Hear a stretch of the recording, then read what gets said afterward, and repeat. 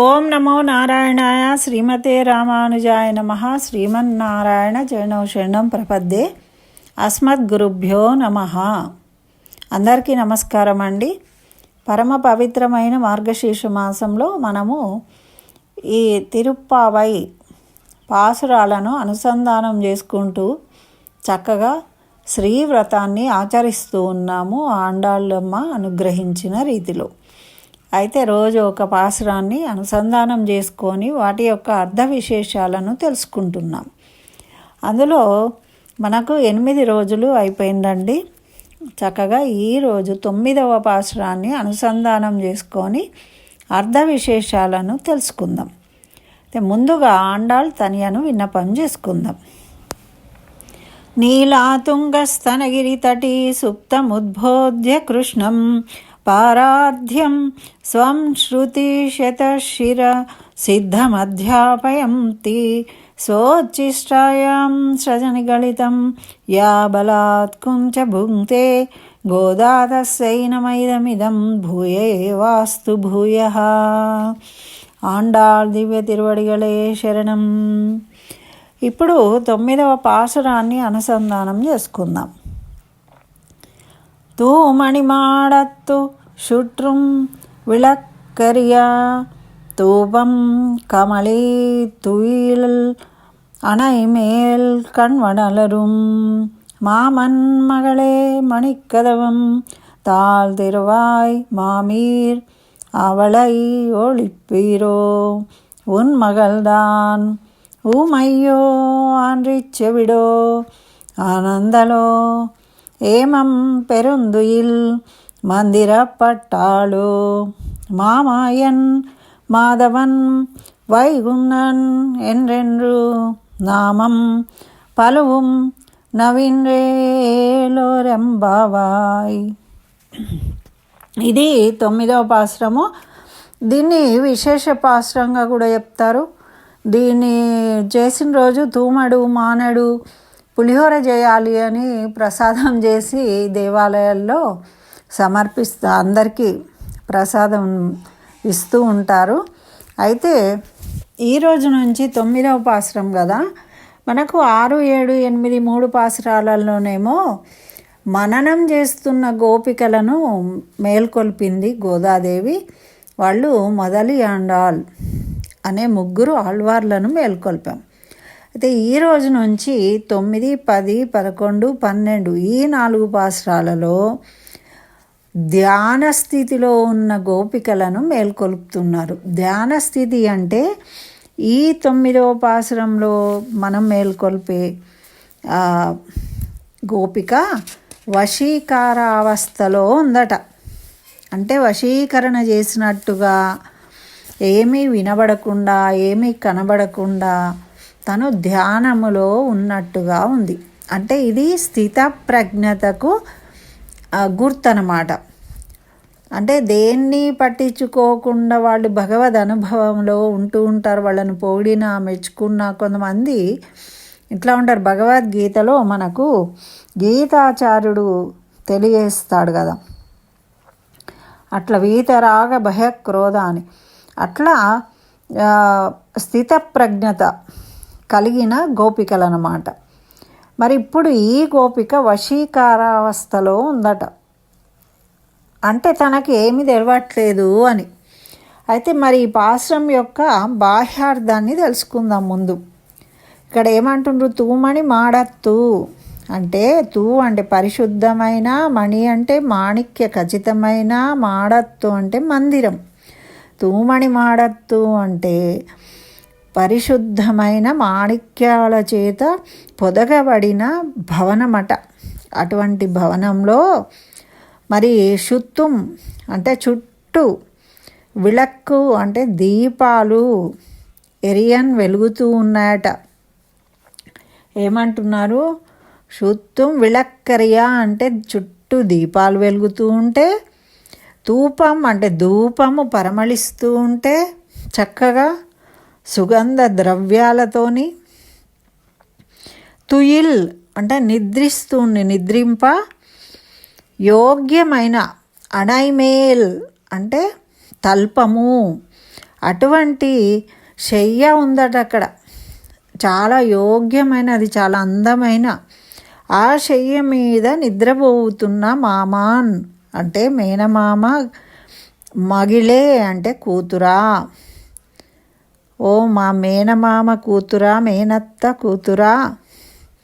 మణిక్కదవం అంటే మాణిక్య ఖచ్చితమైన తలుపును కాస్త, తాళ్ అంటే గెడను, తిరువాయ్ అంటే కొంచెం తీయమ్మా, తలుపు తీసి నువ్వు బయటికి రా అని పిలుస్తూ ఉన్నారు.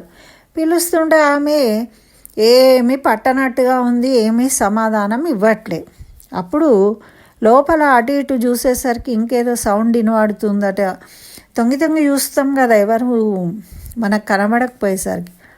అయితే వాళ్ళ అత్తగారు ఉన్నట్టుగా కనిపించిందట. అప్పుడు వాళ్ళ అత్తగారిని అడుగుతూ ఉన్నారు, వాళ్ళ మేనత్త కూతురు కదా, అత్తని అడుగుతున్నారు. ఓ అత్త అంటున్నారు. మామీర్ అంటే ఓ అత్తగారు, ఆవళై ఆ పిల్లను ఎలుపిరో లేపండి కాస్త మీరన్నా. ఓ అత్త, మేము ఇంతమంది వచ్చి పిలుస్తున్నాం కదా. చెవిడో అండ్రి ఊమయ్యో, నీ కూతురు మూగదా, సమాధానం ఇస్తలేదు. ఆండ్రీ అంటే లేక, చెవిడో అంటే చెవిటిదా, వినబడట్లేదా. ఆనందలో లేదు అంటే చాలా అలసిపోయి నిద్రపోతూ ఉందా.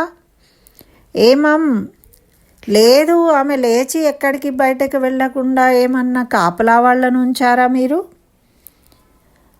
పెరుందుయిన్ అంటే గాఢ నిద్రపోయేటట్టు, మందిర పట్టాలో అంటే మంత్రించబడిందా, ఏమైనా మంత్రాలు చేసిండ్రా, ఆమెను వశీకరణ చేసిండ్రా, ఆ విధంగా నిద్రలో ఉండేటట్లు గాఢ నిద్రలో. లేకపోతే ఆశ్చర్యం గుణచేష్టితాలు కలిగిన ఆ మాధవుణ్ణి, శ్రీయప్పతిని, వైకుంఠవాసుణ్ణి ఎన్నెన్నో ఎన్నో ఎన్నో నామాలతోని మేము పిలుస్తూ ఉన్నాం కదా. మేము ఆ నామ సంకీర్తన చేస్తూ ఉంటే, ఆ తిరునామాలను పలుకుతూ ఉంటే అవన్నీ ఏమీ వినబడట్లేదా మీకు అని ఇంత చెప్తూ ఉంటే కూడా ఆమె కనీసము ఆ సౌండ్ వినాలే కదా, ఎందుకు లేవట్లేదు, లేపు ఓ అత్త అని చెప్తూ ఉన్నారు. అయితే దీని యొక్క బాహ్య అర్థం ఇది. మనం విశేషార్థాలను తెలుసుకోవాలి. ఇప్పుడు మనం వారం రోజులుగా మనము ఈ 3 రోజులుగా గోపికలను నిద్రలేపుతూ ఉన్నాం కదా. అంటే మనము కొంత చనువు పెరిగిన తర్వాత ఏమని పిలుస్తాం, ఒక సంబంధం, రిలేషన్ పెట్టుకుంటాము ఎవరితోనైనా. అన్ననో, తమ్ముడు, అక్క, అత్త అని, అంకుల్ అని ఇట్లా పిలుస్తూ ఉంటాం. అంటే మరీ కొత్తగా ఉన్న వాళ్ళను, కొంచెం దూరంగా ఉన్న వాళ్ళను ఏమండి అని అట్లా మాట్లాడతాం. కానీ మనకు చనువు పెరిగినాక వాళ్ళను మన కుటుంబ సభ్యులుగా, బంధువులుగా మార్చుకొని ఆ చనువుతో ఆ విధంగా పిలుస్తాం. అట్లనే భగవత్ సంబంధాన్ని పెట్టుకున్నది ఇక్కడ. ఏమని అంటే మేనత్త కూతురా అంటే చనువు పెరిగింది గోపికలకు. ఈ లోపల ఉన్న గోపిక వశీకారావస్థలో ఉంది కదా. అయితే భగవానుడే ఉపాయము అని తెలుసుకున్నదయ్యి స్వప్రయత్నము పూర్తిగా వదిలిపెట్టి ఏ పని చేయక మూగా చెవుడులాగా ఉంటూ ఉందట.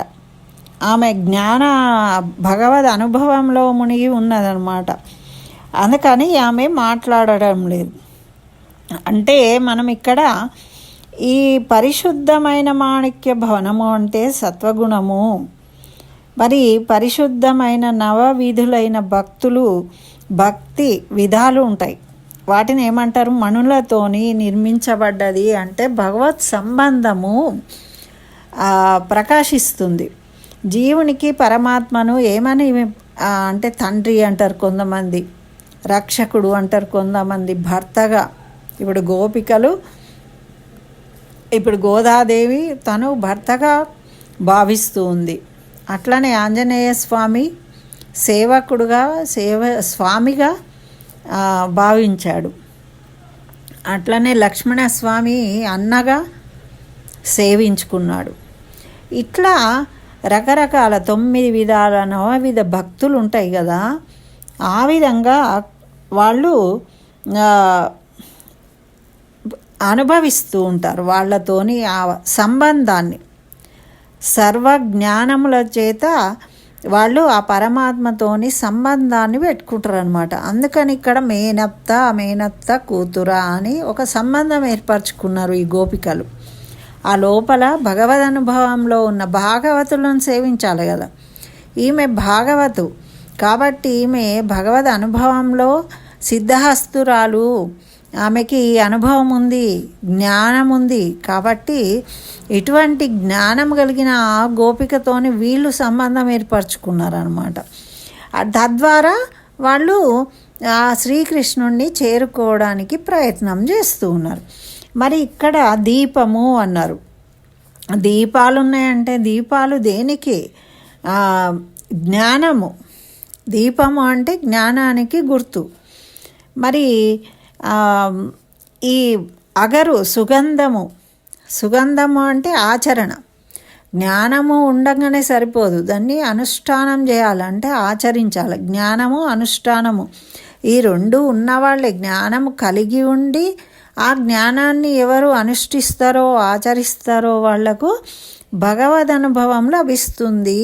ఇక్కడ ఇప్పుడు ఆ గోపిక జ్ఞానము అనుష్ఠానము కలిగి భగవద్ అనుభవంలో ఉంది, ధ్యాన స్థితిలో అని చెప్తూ ఉన్నారు. మరి ఇక్కడ ఇంకో విషయం ఏంటంటే ఈ గోపికలు ఎటువంటి వారు? ఉపేయ నిష్ట గలవారు. వాళ్ళేమో ఉపాయమే భగవంతుడు అని తెలుసుకున్న గోపిక లోపల ఉంది. మరి వీళ్ళేమో భగవానుడే ఉపేయము ఉపాయము అని తెలుసుకున్నారు. కాబట్టి వీళ్ళేమో ఉపాయనిష్ట గోపిక వలె ఊరకుండక. మరి ఈమెనేమో ఉపాయనిష్ట కలిగింది గోపిక, భగవంతుడే ఉపాయం అని తెలుసుకున్నది కాబట్టి ఆమె ఏమీ ప్రయత్నం చేయడం లేదు. కానీ బయట ఉన్న గోపికలు, గోపికలు ఉపేయనిష్ట ఉన్నవారు. అంటే ఉపేయము అంటే మనం ప్రయత్నం చేస్తే మనకు ఉపాయము భగవంతుడే, ఉపేయము భగవంతుడే. అంటే భగవానుని యొక్క స్వరూప రూప గుణములను మననం చేసే స్థితిలో ఉన్నారు వీళ్ళు. ఆమెమో ధ్యాన స్థితిలోకి వెళ్ళిపోయింది. అంటే ఈమెకంటే వీళ్ళకంటే సీనియర్ అన్నమాట. మరి వీళ్ళు ఈ విధంగా పాడుతూ కీర్తిస్తూ మననం చేస్తూ ఉన్న స్థితిలో ఉన్నవారు అని. ఇంకో ముఖ్య విషయం ఏమిటంటే ఈ గోపిక మణిక్కదవం తిరువాయి అంటే ఆ మణి కవాటపు గడియ తెరువుము అంటూ ఉన్నారు బయట ఉన్నవాళ్ళు. అంటే ఆ తలుపులు ఏంటి అట అంటే నేను నాది అనే 2 తలుపులు దగ్గరగా బిగించి ఉన్నాయి కదా. ఆ గడియనేమో అహంకారం అన్నమాట. అహంకారాన్ని తొలగించి నేను నాది అనే తలుపులను తెరిచినప్పుడు మనకు పరమాత్మ దర్శనం కలుగుతుంది. మరి ఆ గడియను ఎవరు తీయాలి? ఆచార్యుడు తీయాలి. కాబట్టి ఇప్పుడు జ్ఞానము అనుష్ఠానము కలిగిన ఆ లోపల ఉన్న గోపిక ఈ తలుపులను తెరవడం వల్ల మనకు ఆచార్యుని దర్శనమవుతుంది. ఆచార్యుని ద్వారా మనకు పరమాత్మ దర్శనం కలుగుతుంది అని మనకి ఈ పాసురం ద్వారా గోదాదేవి తెలియజేస్తుంది. మరి ఈమె నమః అనే పదం యొక్క అర్థాన్ని చెప్తూ ఉందన్నమాట. నమః అంటే నాకు చెందినవాడను కాదు, నేను ఎవరికి చెందినవాడిని? పరమాత్మకే చెందినవాడను అని చెప్పడమే నమః అని దీని యొక్క అర్థ విశేషం అన్నమాట. అంటే ఈ విధంగా ఆచార్యుని ద్వారా ఆచార్యుడే నేను నాది అనే అహంకారాన్ని తొలగించగలుగుతాడు. కాబట్టి ఆచార్యులను సేవించాలి అని తెలియజేస్తూ ఉంది. మనకు చెప్తూ ఉన్నారు ఈనాటి గోపిక సర్వభోగాలు తన చుట్టూ దీపాలు ఉన్నాయి, మంచి సుగంధభరితమైనవి ఉన్నాయి, ఇవన్నీ ఉన్నా కూడా వాటిని త్యజించింది. వాటిని అనుభవించట్లేదు, ఆమె ఎక్స్పీరియన్స్ చేయట్లేదు. మనం ఏం చేస్తాం, ఆహా ఏసీ వేసుకొని చల్ల గాలి వస్తుంది, మరి చక్కగా స్ప్రే చేసుకొని ఆహా ఎంత మంచి వాసన వస్తుంది అని మన చుట్టూ ఉన్న వాటిని అనుభవిస్తూ వాటిని ఆనందపడుతూ ఉంటాం. కానీ ఈమె ఆ చుట్టూ ఉన్న వాటిని పట్టించుకోవడం లేదు, వాటిని అనుభవించడం లేదు. తన లోపల భగవంతుణ్ణి స్మరిస్తూ ఆ ధ్యానంలో ఆమె అనుభవిస్తూ ఉందన్నమాట. ఈ బయట ప్రపంచంలో ఉన్న వాటికి మోహపడక ఆకర్షించక తను మనసులో భగవానికి నిలుపుకొని ఆ భగవంతుని పట్ల ఆకర్షితురాలై వశీకరణావస్థలో ఉంది. అంటే ఆ భగవంతుడి నుంచి తను బయటకు విడివడి రాలేకపోతుంది. అంటే అంత భగవద్భక్తిలో మునిగిపోయిందనమాట. అటువంటి జ్ఞాని అయిన గోపికను మేల్కొల్పినరు. మరి అటువంటి జ్ఞాని వలె ఉన్న మనము ఆళ్వార్లు ఎవరు అంటే భక్తిసారులు అనే మహాజ్ఞానుడు, ఆయన సిద్ధ పురుషుడు అనమాట. అయితే ఆయనకి ఎన్నో సిద్ధులు ఉంటాయి, కానీ ఆయన ఎప్పుడు కూడా నేను సిద్ధుణ్ణి, నాకు ఈ మాయలొచ్చు ఆ మాయలొచ్చు అని చెప్పేవాడు కాదు. ఆయన ఎప్పుడు ధ్యానం చేస్తూ కూర్చునేవాడు అనమాట. అయితే ఒకసారి పరీక్షించడానికి పార్వతీ పరమేశ్వర్లు వచ్చిందట, వీళ్ళ భక్తినిష్ట ఎటువంటిదో చూద్దాము అని. అప్పుడు భక్తిసార్ల ముందు నిలబడి ఏదైనా వరం కోరుకో అన్నారట. అంటే ఆళ్వారు ఏమన్నారు అంటే, పరమపదములోని శ్రీమన్నారాయణి కైంకర్యము కంటే నేను కోరేది ఏమీ లేదు అన్నారట. అంటే కోరికలు ఏవి కావాలి, మరి పరమపదాన్ని ఇవ్వగలిగిన వాళ్ళు శ్రీమన్నారాయణుడు ఒకడే కాబట్టి వాళ్ళు సంతోషించారట. అటువంటి సిద్ధుడు. అయితే పార్వతీ పరమేశ్వర్లు పరీక్షిస్తేనే వీరు లొంగిపోలేదు. అంటే బయట వేరే వరాలను కోరుకోలేదు. అమ్మో పార్వతీ పరమేశ్వర్లు కదా, నాకు బంగారు మేడ కావాలి, ఇంకేదో కావాలని కోరుకోవచ్చు కదా. కానీ వారు అవన్నిటికీ దూరంగా ఉన్నారు, ఈ ఆకర్షణలో లేరు, భగవద్ అనుభవంలో ఉన్నారు కాబట్టి దాన్ని కోరుకున్నారు. మరి ఒకసారి ఒక సిద్ధుడు కూడా వచ్చిండట. వచ్చి ఒక రసగుళిక ఇచ్చిండట ఈ భక్తిసారులకు. ఇచ్చి ఏమన్నారట అంటే, ఇది బంగారం అవుతుంది, ఇది తీసుకొని. అంటే అప్పుడు ఆళ్వార్లు ఏం చేసిండట, తన యొక్క శరీరం నుండి కొంత మట్టి తీసి ఇచ్చిండట, ఇది కూడా బంగారం అవుతుంది చూసుకో అని. అప్పుడు నిజంగానే బంగారం అయిందట. ఆయన ఇట్లా నలిపి చూస్తే బంగారం ముద్దలాగా మారిపోయింది. అంటే అప్పుడు వాళ్ళందరూ ఆశ్చర్యపోయినరు, అక్కడ ఉన్న వాళ్ళందరూ. అట్లా ఆశ్చర్యపోయిన వాళ్ళల్లో ఒక వృద్ధురాలు ఉంది. అప్పుడు ఆళ్వార్లకు సేవ చేయాలి, అయ్యో ఈయన చాలా మహానుభావుడు అని ఆమె చక్కగా సేవ చేస్తూ ఉంది, నాకు అవసరమైనవి అందిస్తూ. అయితే ఆమె సేవకు మెచ్చి వీరు ఏం చేసిండ్రట, ఆమెకు యవ్వనవతిగా కమ్మని వరం ఇచ్చారట. అప్పుడు ఆమె యవ్వనవతి అయిపోయింది, ఒక అందమైన యువతిలాగా.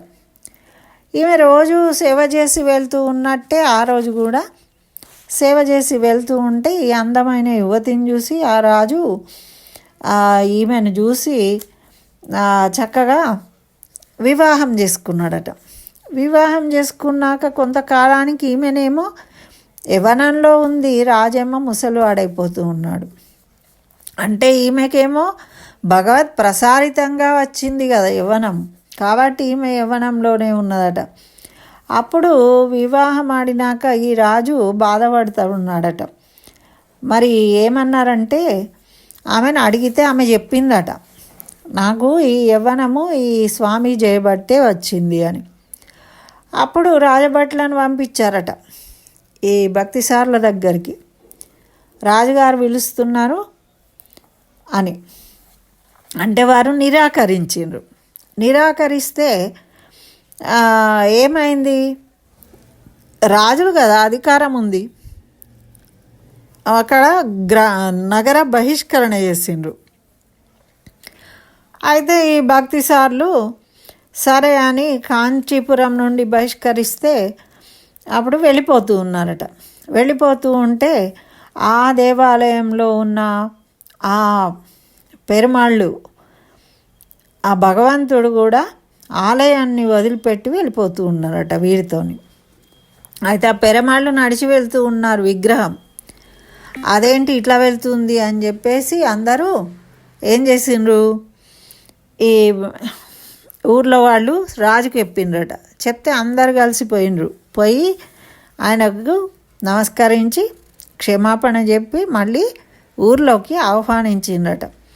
అప్పుడు కంచి ఆలయంలో మళ్ళీ తిరిగి వీరితో పాటు ఆ పెరుమాళ్ళు కూడా వచ్చి ప్రవేశించిందట. అట్లా వీరు చెప్పడం వల్ల ఆ పెరుమాళ్ళు వచ్చారు కాబట్టి ఏదోక్తకారి పెరుమాళ్ళు అని ఆలయానికి పేరు. ఆ పెరుమాళ్ళకు ఇప్పటికి కూడా మనము కంచిలో ఉంది, చూడొచ్చు అనమాట. ఇటువంటి భక్తిసార్లు కుంభకోణం వెళ్ళినప్పుడు ఏమైందట అంటే వీరు వీధిలో నడుచుకుంటూ పోతూ ఉన్నారట. అయితే ఆ ఊరి ఆలయంలో అర్చామూర్తి శాంగపాణి. అయితే వీరి గురించి తెలుసు కాబట్టి వీరు అలా వెళ్తూ ఉన్నారు అని పడుకున్న వ్యక్తి లేచి తొంగి తొంగి చూస్తూ ఉన్నారట.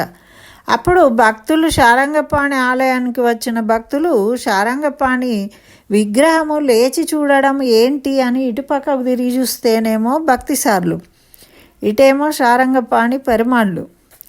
అయితే అటు ఇటు చూసి వాళ్ళందరూ, అప్పుడున్న వాళ్ళు ఎంత ధన్యులు అండి, అట్లా పెరుమాళ్ళను అటు ఆడవాళ్ళను దర్శించుకునే అదృష్టం కలిగిన వాళ్ళు చూసి ఆనందపడ్డారట.